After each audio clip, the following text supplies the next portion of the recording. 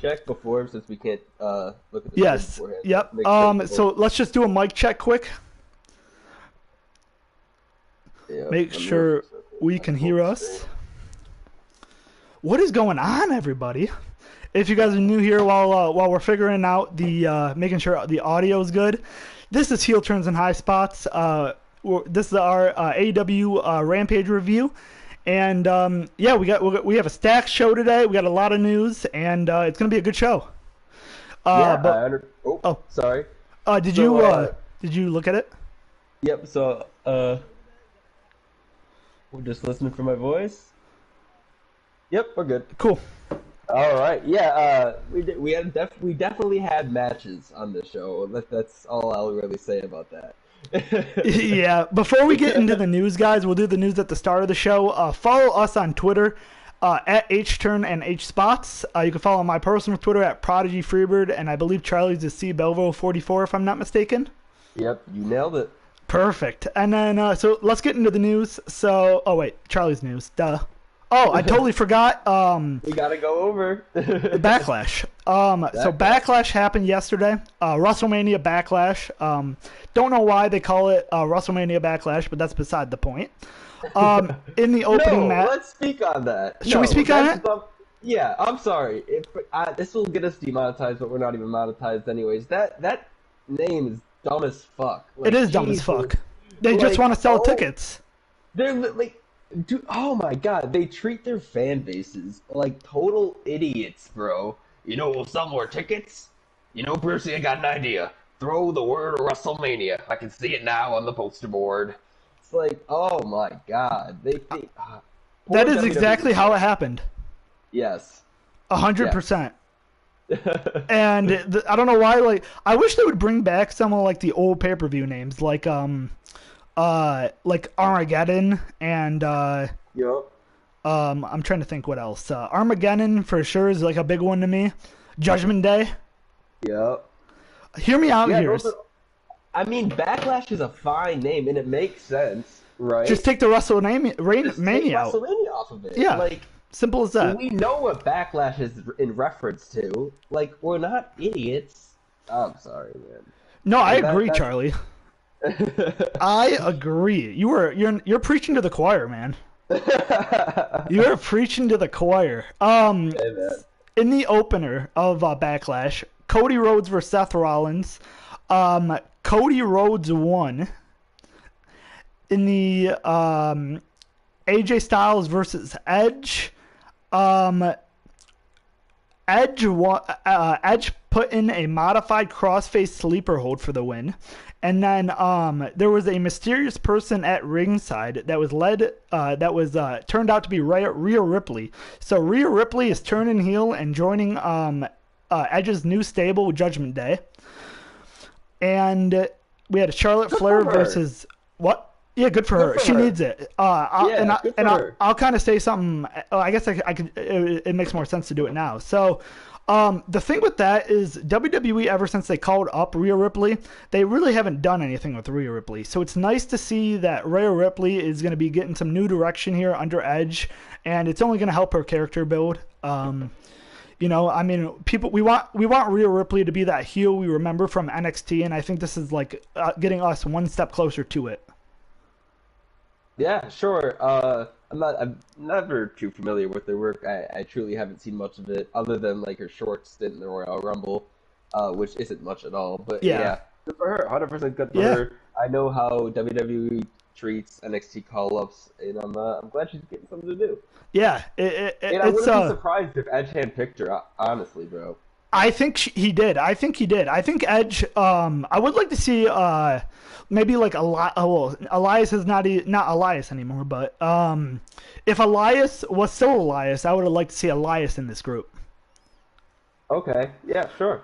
Just because he has a beard. Because we're talking about Elias, I love Ezekiel, bro. I think it's hilarious what they're doing with this gimmick. I think it's really, really funny. I truly do. I'm with you because it's so obvious, but like it's so obvious that it's good. Bro. Yeah. Yeah. We had Charlotte Flair versus Ronda Rousey in an I Quit match, and Ronda Rousey locked in the armbar with a steel chair assistance, and he forced Charlotte to say I quit. And then in the main event, we had the Bloodline versus RK Bro and Drew McIntyre, and Reigns put McIntyre through the announce table with a Urinati. Sorry, I really didn't watch the show. This was the only match I watched, and I'm trying to. Oh, here we go. Roman Reigns hit the spear on Matt Riddle for the win. Perfect. There you go. But yeah, that is what happened. If that is what you're into, and that is where our WWE talk ends. That is where our WWE talk ends. And with indie news now, we got Charlie. Oh yes. Starting off with kind of some independent news. Alex Shelley no shows, if you will. Impact Under Siege. So we had a match with, I believe it was Jay White, but don't quote me on that. Freeman, do you hear that in your microphone? I do. Let me figure that out. Fixed it. Good? I think we're good. Yep, I'm good. Cool. So yeah, Alex Shelley no sells. Oh no, I still hear it. Do you? Oh, it might be on your end then. Did you hear it in the stream? I'm not listening to the stream. Okay, continue talking, and I'm gonna make sure it's in the stream. Because if it's not, then we're just gonna continue. Okay, cool. So yeah, Alex Shelley no shows. Not much more to say about that. I guess he double booked himself, and he went with the independent show. And honestly, if he did mistakenly double book himself, it's bad that he no showed. Right? He should have told somebody, but I am glad that he decided to go with an indie show, because this is just a match on the pay-per-view for Impact, right? If an independent show... Sorry to cut you off, I do hear it in the stream, so... Now, still? Yeah. Damn. Really? Yeah, let me, I don't know if it's... Here, unplug your microphone and see if you still hear it, then I'll unplug mine and see if you still hear it.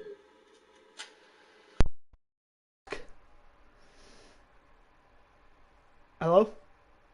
Hello? I think we're good. Alright, cool. So yeah, like I was saying, it's not good that he no-showed. He should have told somebody, but if he had to choose between an independent show and Impact pay-per-view, I think he made the right decision here, because to an independent show, that's like their main guy. Like, that's who they're showcasing on that day. And for Impact, that's just going to be a mid-card match. I'm sorry, I don't remember who we faced. I'm pretty sure it was Jay White. It might not have been Jay White. Don't quote me on that. But getting into some AEW-ish news. Can I ask a question for you first before you move on? How does how does what happened with Alex Shelley compare to what happened with Bandito? Like, do we know what happened with Bandito yet? No, he never. He did apologize via Twitter, but there was never a, I guess, what would you call it? Like an excuse. Gotcha. For it. He just kind of apologized for it. But yeah, this is very much the same situation. Yeah. Although I do not believe that Bandito no-showed to wrestle for another company. But that probably goes against many contracts that Alex Shelley signed with Impact, right? Yep. But so that's not good. He'll probably have to be dealing with that. But I am glad, regardless, that he chose the independent. Maybe he leaves Impact and goes to WWE or AEW. You know, I would love that. He's on the back half of his career, and he knows that. There's a great documentary on Indie Wrestling TV that gave Alex Shelley a camera and kind of followed him around for 3 weeks, and it was very showing of Alex Shelley. But yeah. I love Alex Shelley. Freeman loves Alex Shelley. I think everybody loves Alex Shelley. Yeah, who doesn't? Right now, they don't like Alex Shelley. But yeah, getting into some more AEW-ish news. Tony Deppen, who is a GCW original and one of the top heels in GCW right now, he constantly puts on banger after banger. He won a 6-man scramble when I was there at GCW. I believe they start every single show with a scramble of some sort, but Tony Deppen happened to win the one that I was there. I love Tony Deppen. I've talked about him for years. If you look at our Twitter account, you'll see a lot of Tony Deppen. I'm a huge fan of his. But he's going to be making his Dark debut tonight. So I'll definitely be watching that. That's going to start at 7 o'clock. Freeman, do you like Tony Deppen? I like Tony Deppen. I don't know if I've necessarily watched any of his stuff, but it was weird because I did see the graphic for Dark and he looks familiar. So I don't know where I've seen him, but I've definitely seen him. You've seen him at GCW. He was there when you saw him in Detroit. Oh, then that's where I know him from. Yeah, 100%. So yeah, I love seeing my GCW guys and girls make Dark debuts, and I hear that I know AEW as well. Nick Wayne, who is their kind of like young star at this moment. He signed a deal with AEW, and they're just waiting on him basically to get older before they can start using him. But that's going to be great to see. And like I said, I love my GCW guys. Yeah. Charlie, we didn't talk about this before the show, but I do have something else too. What's that? That Julia Hart is not signed to an AEW contract as of yet. Well, isn't she 20? She is, but I'm just saying that. So that's basically the reason why we haven't seen Julia Hart join the House of Black yet, is because she doesn't have an AEW contract. Yeah, I actually can probably say with a lot of certainty that they're signed to a Tier 0 deal. Yeah.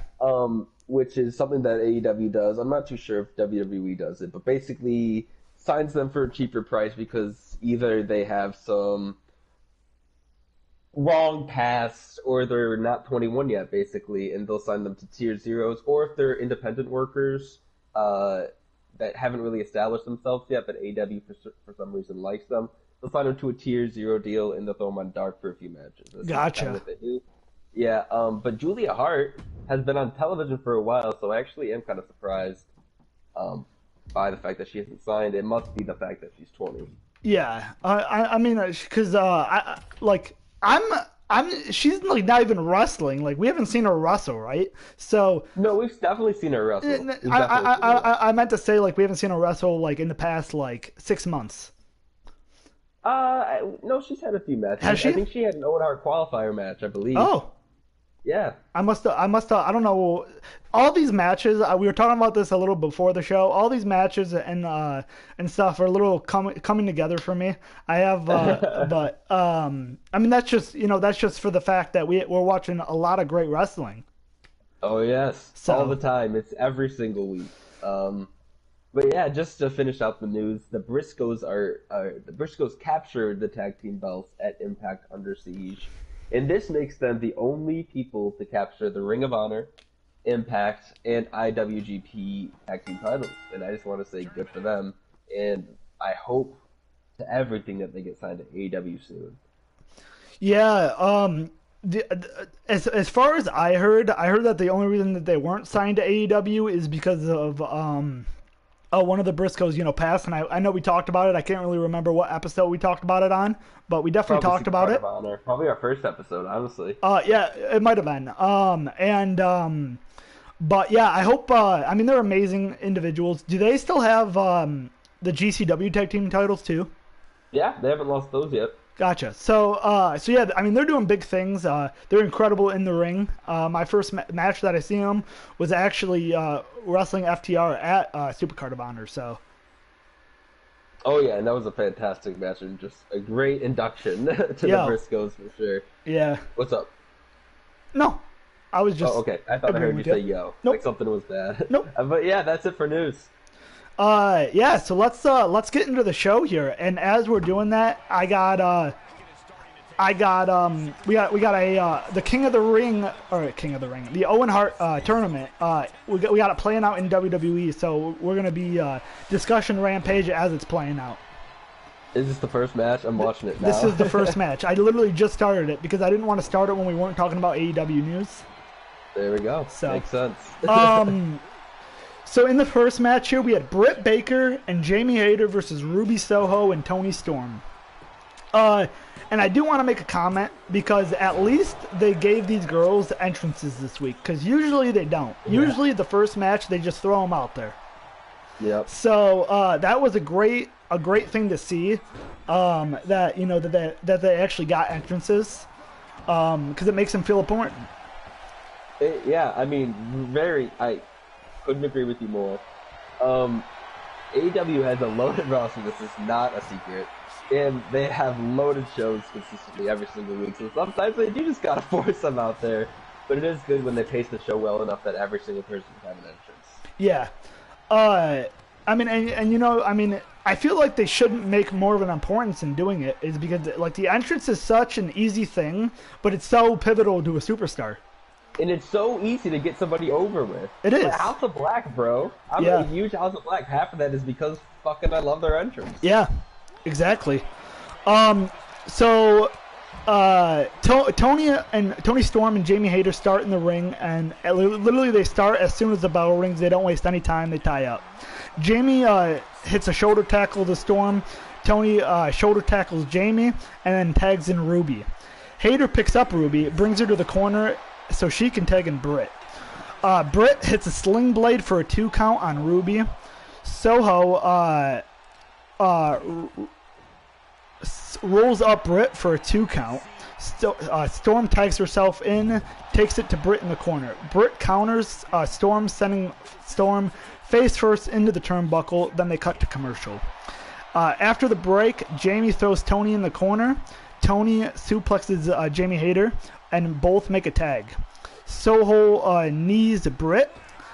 Tony tags herself in.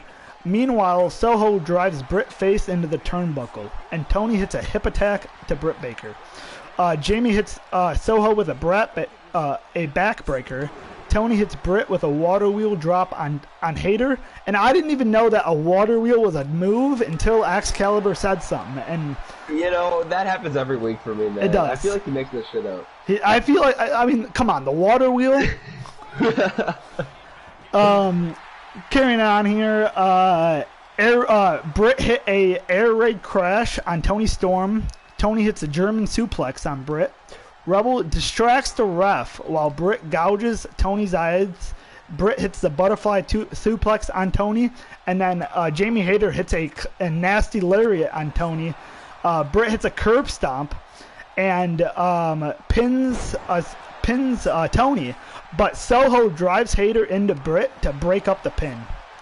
And then Tony Storm hits a thrust kick on Baker and rolls up Brit for the win.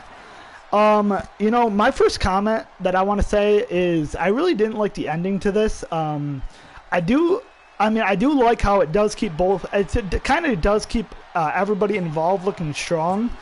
And I mean, I guess part of me still thinks of Britt Baker as like a champion. You know, I mean, I'm always going to think of Britt Baker as like, you know, a champion caliber wrestler. But I don't know. I guess I thought a nice ending to this match would have been Britt tapping out somebody with a lockjaw.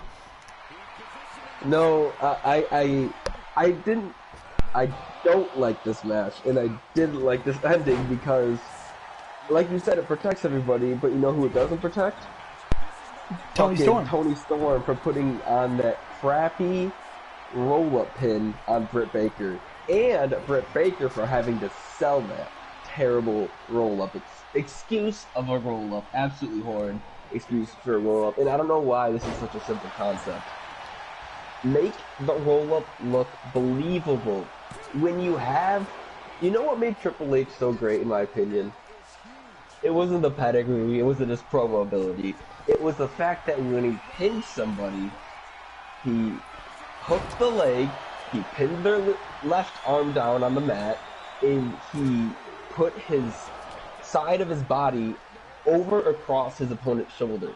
Yeah. That is how you pin, and it makes sense because the goal is to get the person's shoulders to not get off the mat. The goal is not to tie somebody's legs up, right? And make it so they're just have to flail on the ground looking like an idiot for 3 seconds. That was absolutely terrible. Yeah, I would have to say some positive things though. Yeah, Britt I mean, Baker you know, looked phenomenal, except for the fact that he had to sell that roll up. And she's just floats across the ring. I don't know who's training her right now. Probably Adam Cole. Probably Adam Cole, but damn. she gets better every time I see her in the ring, which is not very often, unfortunately, but she gets better every time I see her. Did she always have the Panama Sunrise in her? Her? Because I think I noticed that as soon as Adam Cole came in, she started using it. Yep, 100%, and she calls it the Pittsburgh Sunrise. Yeah. Which I like it. It's a play on words. Yeah, it's a play on words. Yeah. Dude, this is a crazy match here between Darby Allin and Jeff Hardy. Not even gonna cap. I'll pull it up. It's crazy. Oh my god! And Jeff Hardy kicks out again. Okay, anyway. No fucking way. Continuing on here with the show, Eddie Kingston actually calls in the show. I before we get into the segment, I like this idea. I thought this was awesome. The fact that Excalibur was like, "Hey, Chris Jericho, there's somebody on the line for you." I thought that was great. No, yeah, that was so Eddie Kingston too. Yeah. And Jericho sold it so well with his facials as his facials are so good, man. Yeah. Jericho is a gem. I think Darby just went for a coffin drop off the rope, and he totally missed Jeff Hardy. Oh my god, I just saw that replay. That was a tragedy. Right? That was a tragedy. So he starts off by saying, "Hey Chris, you know who this is. Listen, I have been with a beautiful woman for 20 years, and she had to see me in a million pieces. She has seen me in a million pieces and always been able to put me back together. When she saw me the other day, she started crying. My wife was crying, and that burns my soul forever. No longer this is about wrestling or nice little things for TV. All I care about is making you fear and pain that she felt. Chris, I'm going to hurt you bad, and it's all going to be for her." Chris says, "What the hell is Eddie Kingston calling me for?" But alright, I just want to make it very clear, Eddie Kingston doesn't have a wife. Really? Yes. Wow. Well, now he has a kayfabe wife, I guess. But this is something that he does very often. He's faked having kids as well, and I think it's hilarious, bro. That's so Eddie Kingston. Yeah. To fake having a wife for an angle and a feud. I imagine if Chris Jericho's like, "Let me see you and your wife side by side" or something, Yeah, literally. Oh my god, he wouldn't dare. Eddie would literally strangle him backstage. "You son of a kayfabe killing fucker!" Well, I'm assuming we're going to see Eddie back on Wednesday because the JHS has that victory parade or whatever. Yeah, 100%. And Jericho the Wizard will have to see Eddie Kingston eyebrowless face to face. Yep. Before you get into your promo, Charlie, the first match is over. Jeff Hardy is moving on in the tournament. Damn, that sucks. That does suck. You wanted Darby. Yeah, we want Darby. I think actually, I'm not even going to say this right now. Yep. All I'm going to say is stay tuned because on Wednesday we're going to have a longer pre-show and we will be telling you guys our predictions for this tournament. Hell yeah! What? All right, so let's get into the Smart Mark Sterling and Tony Nese backstage segment. Tony Nese asks why he has to force himself on the show. This is obviously in reference to him feeling like he's some sort of free agent, hot signing when, unfortunately, Tony, I love you, brother. You're not compared to everybody else. Sorry, brother. But yeah, they said after hyping up Hook, they're saying they want somebody who has never been defeated before, like a young hot shot, and obviously they're trying to make us think that it's Hook, but they say they want a match with Danhausen. So they give us a big swerve there, and yeah, it's looking like Tony Nese versus Danhausen, and it'll be Danhausen's debut on AEW. Yeah, I've never seen Danhausen work, so I'm excited. Yeah, he has a very, very fun moveset. He works, well, before his injury, he moved very well in the ring. And he's got a very unique finisher, I'll just tell you that. I cannot wait. Yeah. So next up we got Hook versus JD Drake, and just straight right off the rip. JD Drake is such a dork, bro. Just do something, man. Do you remember the biscuits and gravy guy? The biscuits and gravy guy. from way. Oh, you probably weren't even watching at that time. So in the early 2000s, they had these two guys. I can't remember their names, but the entrance music was like "Biscuits and Gravy." What? I feel like I remember that. So, anyways, JD Drake reminds me of both of those guys combined. He's just an absolute dork. So, anyways, Hook traps a leg and gets a takedown and tries to get the back, but JD reaches the ropes. JD chops Hook and makes him slow down a little bit, but then Hook asks for another one and eats it on his head. Hook killed the business, bro. What was that? That was bullshit. He just no-sold the chop to the head, dog. What was that all about? No, so did you, so he actually, he played it off like he headbutted it. That's dumb as fuck. So that's what the announcer said, at least. So, what he did is he headbutted it as the chop was coming in, and then, but I don't get, like, it just doesn't make any sense. It makes zero sense. Yeah. But anyways, Hook gets a takedown on JD, but JD hits an up kick. Hook hits an ankle slam type suplex and reverses a crossroad style setup by climbing backwards and taking JD's back, and then he locks in the Red Rum for the win. Danhausen comes out and asks Hook to be in his corner for his match with Tony Nese. The crowd is chanting Hookhausen. Danhausen then touches Hook, which everybody mentioned that's never a good idea, and Hook sends him flying. Danhausen then looking very, very upset. Not understanding why this man will not want to be his friend. Danhausen just wants a friend, right? Yeah. He throws a wrapped bag of chips in the ring, and Hook picks it up and drops it down. My favorite chips, though. Can we be honest? Better made barbecue chips, though? Those are bussin'. Yeah, those are... Did you say those are a godsend? No, I said those are bussin'. Oh, well, they're a bussin' and a godsend. But what I don't get is, I know Hook, man. I know he loves them. I know Hook wouldn't just leave those in the ring like that, man. Yeah, this is obviously breaking kayfabe and killing the business. It is. We're obviously joking, obviously. Yeah. But yeah, that was that for that segment. I mean, I'm kind of in a weird place when it comes to this because on one hand, I want to see it happen. See what happened. Let's talk about Horace Hogan instead. Huh? Somebody commented, Horace Hogan would have been the next evolution of wrestling. I'm gonna have to do some research on him. He said, she said, Horace Hogan drops hot bombs. Yeah, we're gonna have to look up some research on him. But what I was gonna say is I want to see. On one hand, I want to see Hook and Danhausen, but on the other hand, I don't, because I know that like Hook is supposed to be part of Team Taz, and Hook really should be a part, like a heel. Yeah, I'm sorry. I totally was not listening. I hate to be that guy, but Horace Hogan, I guess, that is a very weird comment, by the way. Unless he died today, in which case it's not a weird comment, and rest in peace. But it just says he's a nephew of Hulk Hogan. I'm gonna look at his PWI. Maybe I just don't understand. Let's see how many matches he had. He had 119 matches. That's a good number.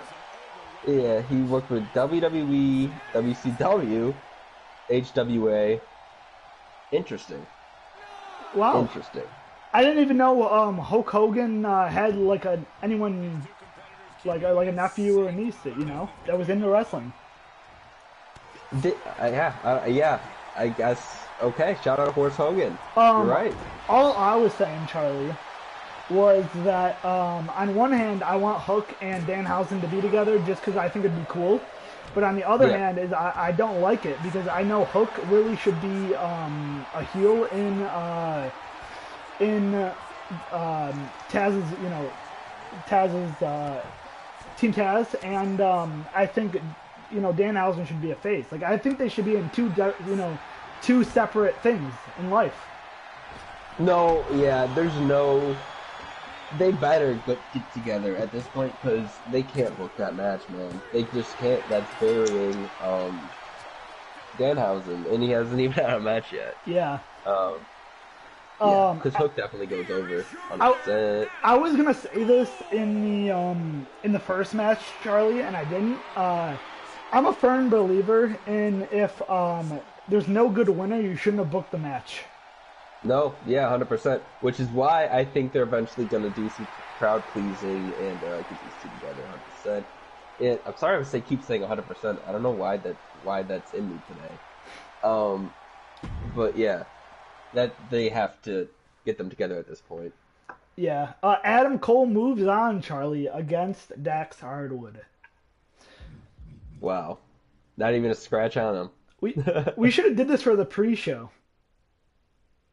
For the pre-show? Yeah, on Wednesday. Oh, we could probably finish it up then. Well, I think we're gonna be. We'll see. Because we'll see. We might have to do it again. Next up is the FTR promo. We got Cash said Dax won last week and he will win this week and he will win the whole tournament. Dax then says, the Hart family means a lot to me, and as for you, Adam Cole, you're a great wrestler and a great human being. The cool thing is that the fans are chanting for FTR and we love you. But before you liked me, you hated me. At Dynamite, I won't let Adam Cole go over me and win the tournament I need to win. You know, that's a little bit of a shoot there because you know, like that is true. I mean, before we loved Dax, we hated Dax. And he doesn't want to let Adam Cole go over him and win this tournament. So that's definitely a shoot there. But I mean, I can't wait until Wednesday. I'm so glad we're seeing this match on Wednesday. It should be a banger. No, it definitely should be a banger. And yeah, I want Dax to win, you know, as we do. I just don't see Cole getting a first round exit. And plus, Dax has bigger fish to fry. Yeah, great point. As much as I would love to, I think just a bad matchup for him, honestly. You know, I could have seen him beat Kyle O'Reilly. I could see him beating Phoenix even, you know? Yeah. Just Adam Cole's a bad first round matchup for him. Maybe they surprise us, though, and have him win. I could even see, I could have even saw, like, Dax beating, you know, Jeff Hardy, Darby Allin. Like, I literally could have saw him beating anyone but the Joker, Samoa Joe, and Adam Cole. Yeah, 100% agree with you, except for the Darby Allin. I think Darby Allin goes over with them. But anyways, that's hypothetical. Let's move on. If you're ready? I am ready. Alright, cool. So we got Yuka Sakazaki. I'm just going to call her Sakazaki because it's just easier for me. Versus Rio. Rio gets an arm locked, and Sakazaki reverses it into a side headlock. After they run the ropes for a bit, and after a series of trips, Rio stands up and hits a dropkick, and after getting kneed in the corner, Sakazaki does a standing somersault. Okay, let me back up a lot. So after getting kneed in the corner, Sakazaki, so she gets kneed in the corner, right? Yep. And then she does a freaking somersault. Yes. And that bugs the hell out of me.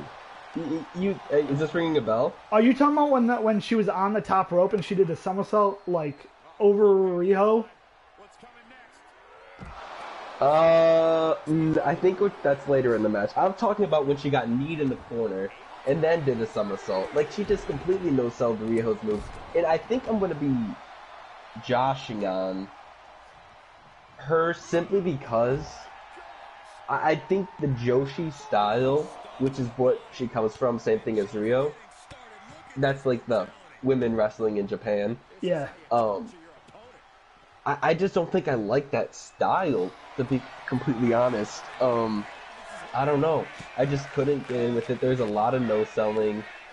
But I do have to say, she looks really fluid in the ring. Could you say so? Actually, I kind of was gonna say the opposite. Like, I kind of, really? I took. Well, which one? Who are you talking about? Are you talking about Rio? Or I was talking about Sakazaki. Okay. I think she floats across the ring But I think her moveset is. I'm just not a huge fan. Not her moveset, her style. Yeah, not a huge fan of it. See, like I like Rio's style, and you said that they wrestle the same style. So like well, similar styles. Yeah, Rio's been in America for a lot longer than Sakazaki. Gotcha. But like Rio's style's a lot more Americanized now. Yeah, makes sense. But literally when I first saw her come out yesterday, or I watched it yesterday. So when I saw her come out, I noticed like I kind of like looked at her like literally I thought Rio was gonna squash her. Because I didn't know who she was, and I kind of just took her like a joke. And I'm not. I mean, kind of when the match ended, and I kind of felt the same way. Yeah, so I definitely see what you're saying. Her facials just don't work in Western wrestling. Like they just don't work. Like she's always smiling. Like now, like you're a wrestler. Like a wrestler. Like you try to hurt people. But anyways, we should stop dogging on her. So the last thing I was gonna say is like. And I don't mean this in any like mean way. I literally like she just looked to me like a Legends of Zelda character. No, I definitely see what you're saying. And by the way, on Twitter, just anybody who's listening, I feel like I should educate y'all. You cannot tell Asian women that, or you cannot describe them look like anime characters. That is extremely racist. It is. I just think that we should just establish that, and hopefully somebody can learn something today. I'm talking to you, Chris Jericho. Yeah. Because Jesus Christ, I cringed so hard. So anyways, Rio climbs the ropes and hits a standing crossbody for a close 2 count. One compliment for Sakazaki is her 2 counts look great. She's really good at waiting to the last moment and then kicking out. Really good 2 count. Yes. That was a story throughout the match. Is like how close she was to getting 3 count. We just had Ray Phoenix beat Kyle O'Reilly. Jeez. Sorry, KOR. Sorry. So let me get my. Yep, she got a close 2 count and does a standing in shock thing. While she was waiting for the crossbody, she did this like standing in shock thing, and once again, I think this is a clash of styles. She like when you're standing for an aerial move, there's many ways you can get this wrong, right? Yeah. But what you need to do is you need to sell an injury of some sort. Yeah. You can't stand there looking surprised because it takes too long. No human being takes that long to react to a human flying at them. You have to sell an injury. You have to, or else it's going to look stupid. But once again, I think that's just like a clash of style situation. Yeah. So Sakazaki climbs the ropes and does like cartwheel on the top rope, which was kind of dope to avoid Rio. She then does like a cannonball senton to the outside. That was actually really clean. That was like clean. I said, I think she moves really well in the ring. Yeah. After picture-in-picture, Sakazaki hits a suplex for 2 and tries for a springboard, but Rio gets her knees up. Dragon suplex by Rio, and she hits a knee in the corner but gets reversed into a series of roll-ups and follows with another close 2 count after she finally hits the knee. Sakazaki looks really... Oh, I've been saying that forever. Rio and Sakazaki both climb the ropes, and they do some sort of weird... I'm going to call it a Spanish knot fly. Because they just kind of fell backwards. They forgot to fly. I didn't like that move at all. I didn't really know who got the worst of it. Sakazaki goes for a merry-go-round, which is what they just called it. Yeah, but gets reversed to a small package, and they trade strikes in the ring. And then for some forearms, Rio versus 1 into a trip, and an inside cradle for the win. That looked dope. Rio understands how to roll somebody up. Rio understands. You know why? Because Kenny Omega taught Rio. Really? Right? Yeah, 100%. Didn't know that. Oh, yes. I called that move just like a face drop because I didn't know what else to call it. She literally just planted Rio on her face when they just fell forward. Oh yeah, I have no idea. I hated that move. I was gonna call it like a face buster, but there's like that's not the right word I was looking for. If she like grabbed a hold of Rio. Yeah. Right, maybe like the back, like a material of like of her tire, right, and then fell backwards and really sold the fact that she was yanking Riho down, it would have looked a lot better. But they just kind of like plopped to the floor. No, I agree. Definitely looked off to me, and it looked like it looked like a move that like you wouldn't necessarily like get hurt from. No, yeah, and I do this spinning Hurricane Rana into a backbreaker on my guy, and you always tell me that it should hurt me. My guy on WWE 2K, sorry. And you always tell me that it should hurt me more than it hurts you. That move really looks like it should hurt Sakazaki more than Rio, but nonetheless. Yeah, so that's all I got for that one. Just, you know, I like Sakazaki. If she stayed in America, and I'm not saying that she even has to, I'm just saying, like, this is my hypothetical situation. I'm sure she's doing fine in Japan. I mean, obviously, they said she was, like, a multiple-time women's champion in DDT, so, or Stardom, sorry. DDT's the other Japanese wrestler. But yeah, that's not my style. Yeah, I definitely agree with you. But I would like to see, if she comes back, I would like to see, you know, maybe we get a little build-up. I know she's not an AEW wrestler, but at least, was she on Dark? I didn't watch Dark, so. I honestly have no idea. They didn't show any Dark highlights, and they usually do. Gotcha. Yeah.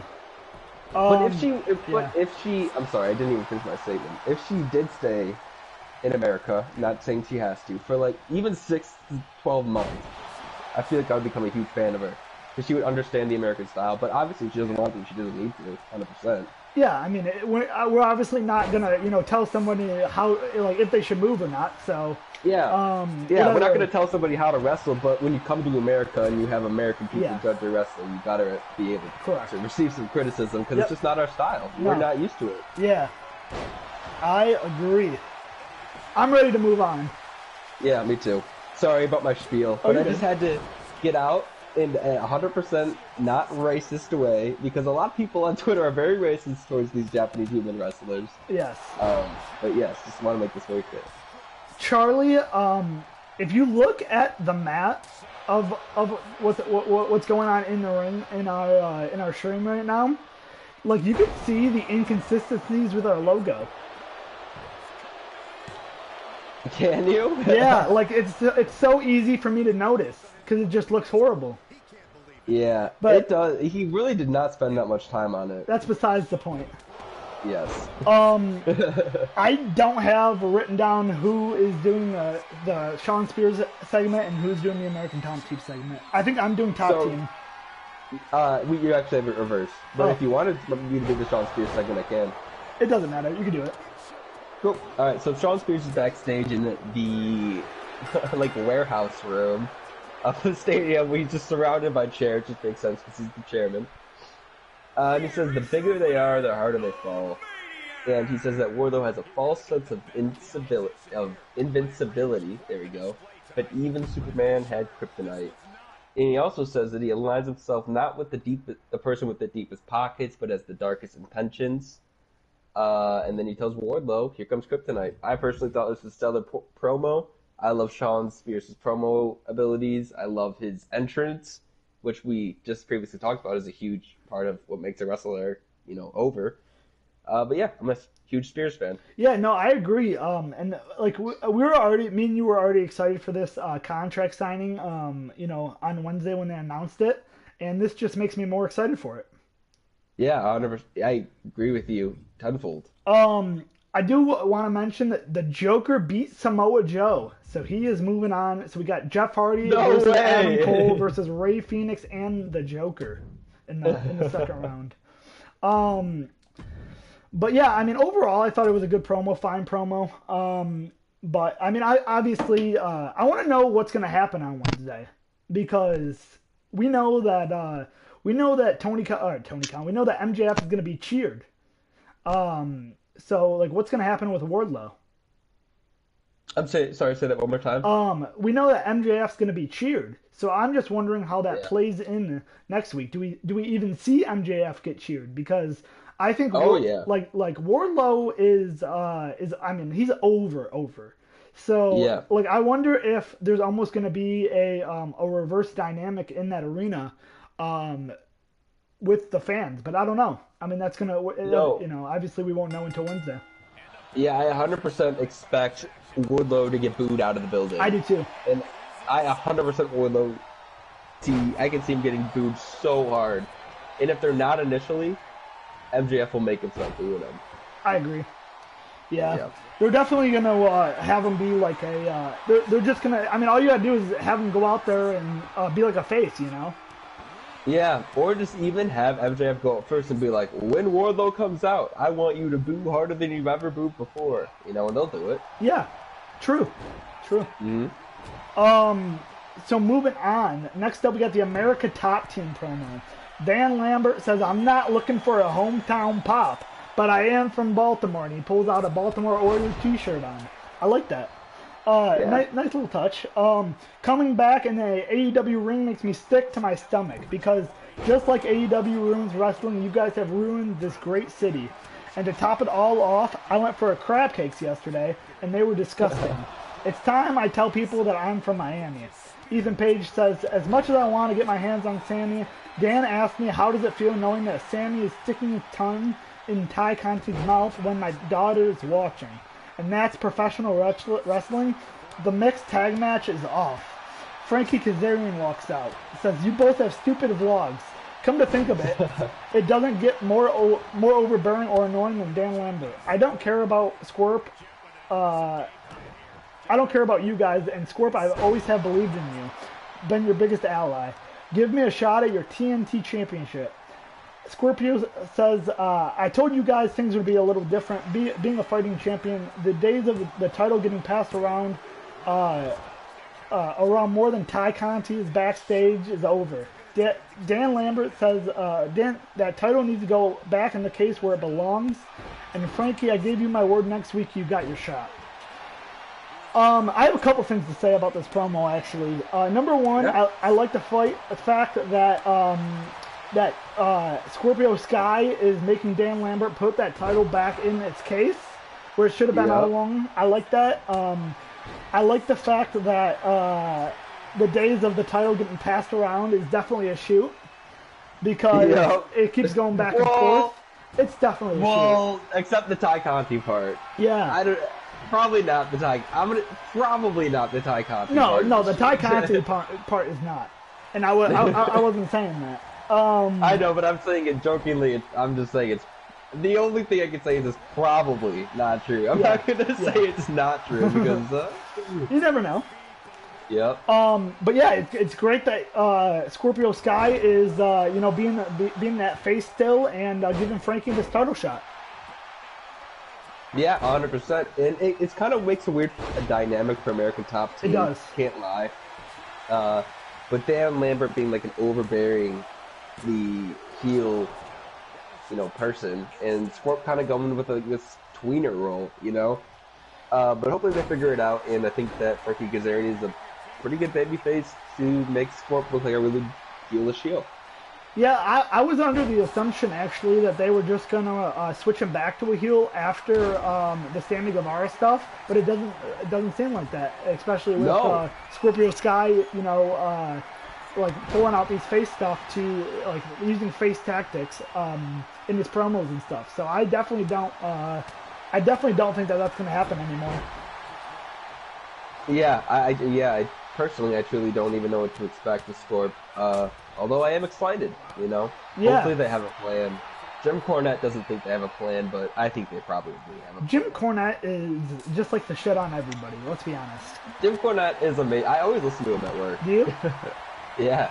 He's hilarious. I listen to a couple of everything with Dixie Carter. I tell you, you know what was weird, Charlie, to me? This next segment was weird to me. It lasted literally a minute. And Jungle Boy, I don't even know what happened. Was Ricky Starks out there? And I think Ricky Starks was out there, and then Jungle Boy just started ran up on him and started beating him up. Yeah, so Ricky Starks was on commentary tonight, and the match card, or the match promotion graphic came up, and he started saying Let me scroll up. Oh, he was on commentary. I missed that. Yeah. I didn't even notice it. Uh-huh. Oh, yes. But, so yeah, he says something, and then Jungle Boy comes out, and they break into a fight. And then after Jungle Boy lays out Ricky Starks, and he picks up the FTW title, and I feel like he got a pretty nice pop from the crowd. Yeah, he definitely did. And please, Jungle Boy cannot take another loss. I really want him to win this match, and then Hook can take it off of him. It's perfect. Yeah, that is perfect, actually. I wasn't even thinking about that until now, but I like that, and I agree with you, Charlie. That is what they should do. Yep, 100%. And he can have a long reign, too. He can have a pretty decently long reign, because Hook's not ready to beat Jungle Boy yet. Yeah. But he might be in a year. Not a year, maybe even 6 months. Yeah, maybe he can win with Team Taz Tactics, There's yeah, that too. I mean, you could just have Taz come out and win him, give it to him. Yeah, 100%. You can bet this is my title. Giving it to my boy. Well, you know what I was thinking about? I was thinking that maybe that Taz strips Ricky Starks of the championship and just gives it to Hook. That would create a weird dynamic. Yeah. And yeah, I don't know. They might do that for sure. Who knows what they could do? Yeah, but I really hope Jungle Boy wins this one. He needs a good win. I agree with that. We've seen him. That Kyle O'Reilly loss. Yeah. I thought he definitely should have won that, but. Yeah, I agree with you. He did not. Are you ready to move on? But yeah, after that, Mark Henry we're not ready to move backstage with the boys, and he asks how Konosuke Takashita. I'm sorry. Good luck, Freeman. Yeah, he asks how he feels about the upcoming match, and he says that he's not afraid. Sanjay then hypes up Jay Lethal. It cons the normal Sanjay spiel, and Jay Lethal says he's going to give him a reason to be afraid of him. So this is classic Mark Henry stuff. Just some of them set Rampage apart from itself. But I feel like they're getting shorter and shorter every week. No cap. I agree. I felt like they were a couple minutes long, when Rampage first debuted, but now I feel like we're getting 30 seconds. Yeah, it's literally each person gets a line and then they just go to the match. It used to be some back and forth, but no longer, I guess. Mark's like, that's enough talk. It's time for the main event. I'm he's literally saying that. I'm like, he didn't talk at all. It's like he didn't talk at all, Mark. He did not talk at all. So I'm gonna call him Takeshita. No, that's not what I'm gonna call it. Yeah, isn't his name Kanizaki? It's Takashita. Takashita. No, Takashita. Perfect. Nailed it. That's okay. So the bell rings, they tie up. Lethal starts off with 2 chops and then a drop kick to Takashita, who responds with chops. Back and forth in the ring, Takashita hits a jumping shoulder tackle. He looks at Satnam Singh, but then he just goes to the ring. I thought that was a cool moment because he had to look up to Satnam Singh. But before the entrance, actually, backtracking a little bit, in the entrance, I thought it was cool because Jay Lethal walked out, obviously, with Sanjay Dutt and Satnam Singh, and Jay Lethal kind of did the same thing where he looked up at Satnam Singh, just giving you that presence that Satnam Singh is tall. But obviously, we don't like Satnam Singh on this podcast, but currently his gimmick is he's tall. Yeah, currently. He's currently Great Khali 2.0. Yes. Back and forth in the ring to Takashita.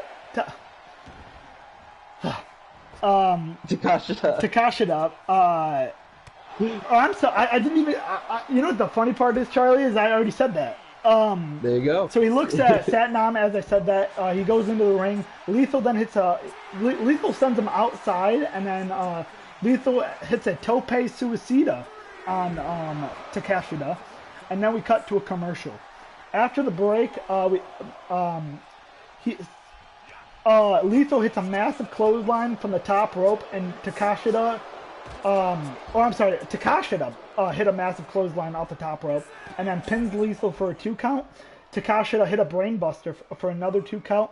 Lethal hits combination and goes for a lethal injection, but Takashita hits a jumping knee to Sanjay Dutt. Takashita hits a jumping knee on Lethal, and Sanjay Dutt distracts the referee. So that way, when Takashita was able to pin, because the ref was there, Lethal was able to kick out at 2. Lethal then rolls up, and then Takashita kicks out, and then Lethal hits a lethal injection for the 3. After the match, Dutt and Satnam Singh enter the ring. Dutt says, "Remember when he said he was going to be afraid of you?" Lethal then says, "Are you scared now?" And they start kicking him. The best friends walk out. They go after Lethal and Dutt. Singh destroys both of them, and then he looks at Orange Cassidy, and Orange just looks at Satnam Singh, and he jumps off the apron as Satnam got close to him, and Samoa Joe walks out, and so Samoa Joe was actually held back by security, and that is the way we close off Rampage. Great match here. I thought this was a pretty good little match. I never got to see Takashita the first time he was in AEW, so it was a good seeing him here. Yeah, 100%. Takashita, obviously, DDT 5-time Openweight champion, as Excalibur was saying. And yeah, I definitely agree with the fun little match that they had. I got it as an 8 out of 10. The ending was incredible. I love Jay Lethal's roll up to lethal injection combo. I think that looked beautiful. Yeah, but I agree. A little bit great. Why did the security come to stop Samoa Joe? Where the hell were they when Takashita was getting his head kicked in? I don't know, man. I was kind of thinking the same things along the line. Like, I was like, why are they holding back security when, like, Samoa Joe is your Ring of Honor champion? And, like, I guess maybe, like, in their defense, like, the show was going off the air, so they were like, well, let's just do this. But, to me... actually, when you say it like that, it does make a little bit more... Oh, sorry, kid, we gotta cut it short. Yeah, that's kind of what I think happened. But, all right. It seems like it kind of does seem like a WWE booking decision now. Yeah, just a little bit nonsensical, and you know how I am. I always gotta call up the nonsensical stuff. Yeah. Because we're striving for realism, people. We are. Right? When inconsistencies occur, it destroys realism. So. Yeah, but I mean, all in all, I guess a pretty good, pretty okay episode of Dynamite. I'll give it like a 6 out of 10. Nothing really too special. I went there with you. I'm somewhere probably like a 5.5 out of 10. I'm somewhere between a 5 and a 6. I really didn't. I don't know. This is probably the worst episode that AEW has put on in a minute. And we're always hyping up AEW, and I'm always hyping up AEW, but I'm just really not a huge fan of this one. The main event definitely saved this episode for sure. 100%. Me too. I was definitely thinking the same thing. But yeah. So we do got on Wednesday. We will be doing our pre-show for AEW Dynamite. We will be. It's going to be a longer episode this time because we will be giving you guys our full length predictions for what happens in the Owen Hart tournament, both of them. And then during Dynamite we will have our space wash along. Yeah, we're gonna have a very busy day on Wednesday, but definitely looking forward to it. Yeah, I'm right there with you. Wednesdays are easily the best part of my week, and it continues. Oh yes, it continues. Remember, ladies and gentlemen, we need to treat each other with respect and support your local independent wrestling. Freeman, over out. Yes, sir. Thank you guys so much for watching. As I said, we'll see you guys on Wednesday for our pre-show. If you guys are new here, hit that subscribe button, hit that like button, and we'll see you guys on Wednesday. Have a great rest of your day. And as Charlie says, treat each other with respect.